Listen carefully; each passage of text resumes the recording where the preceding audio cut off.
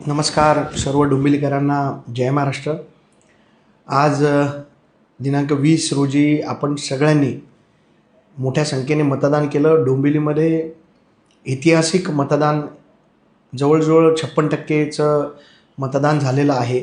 मी सर्व मतदार बंधूंचे खूप खूप आभार मानतो।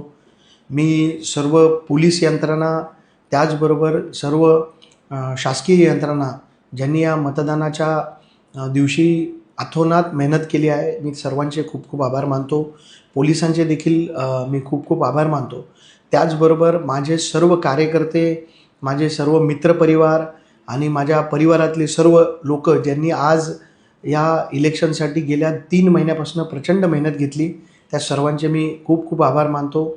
आणि डोंबिवलीकर जनतेचे विशेष आभार मानतो, कारण आज त्यांनी ऐतिहासिक मतदान आज डोंबिवली शहरामध्ये घडवलेलं आहे।